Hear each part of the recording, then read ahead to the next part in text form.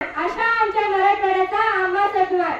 मराठवाडा मुक्ती संग्रामाच्या अमृत महोत्सवी कार्यक्रमासाठी येथे उपस्थित मान्यवर शिक्षक, पालक आणि विद्यार्थी मित्रांनो, आज मी श्रुती संतोष शेरे, वसुधारी विद्यालय मटकुंपणा शाळेची विद्यार्थिनी, आज रोजी आपला मराठवाडा निजामांच्या गुलामगिरीतून मुक्त झाला याविषयी मी माझे विचार करणार आहे.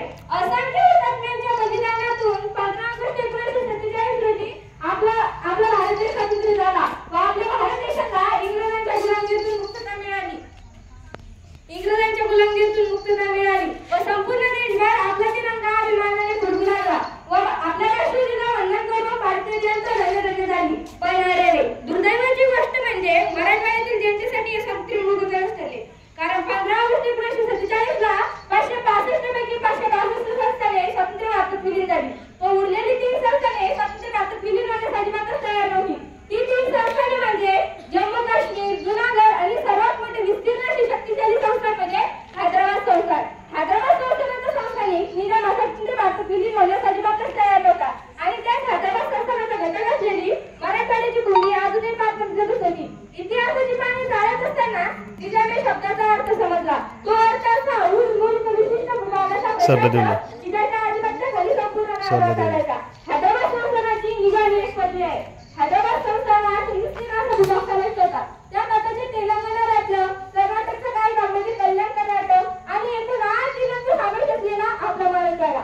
मराठवाड्यातील एक जिल्हा मराठी असण्याचा प्रत्येकाला अभिमान वाटलेला आहे. भाषाक्रांत रचनेमुळे मराठी भाषिकांचा मराठवाडा हैदराबाद संस्थानात समाविष्ट होता. 1774 ला पहिला निजाम अर्थात असंख्य याने स्वतंत्र हैदराबाद राज्य स्थापन केले व वर्षानुवर्ष एकूण 7 निजामांनी हैदराबाद संस्थानावर राज्य केले. 15 ऑगस्ट 1947 ला 7वा आणि शेवटचा निजाम म्हणून मीर उस्मान अली खान हा स्वतंत्र हैदराबाद संस्थानाचा राज्यकारभार पाहत होता. तो अतिशय दुर्मिळ होता. सैन्यात प्रचंड मोठी फौज, जवळपास 230 अब्ज डॉलर संपत्तीचा मालक असलेला निजाम, ज्याने राणी एलिझाबेथ दुसरीच्या लग्न समारंभात 300 कोटी रुपयांचा 300 हिऱ्याचा हार सप्रेम भेट म्हणून दिला, तो सरासरी भारत सरकारपुढे हार कशी मानेल हा नक्कीच विचार करण्यासारखा प्रश्न आहे. धनसंपत्ती, पैसा, अर्का, फौजफाटा या सर्व गोष्टींचा निजामाला गर्व चढला होता आणि तो आपल्या हैदराबाद संस्थान स्वतंत्र भारतात विलीन करण्यासाठी मात्र तयार नव्हता.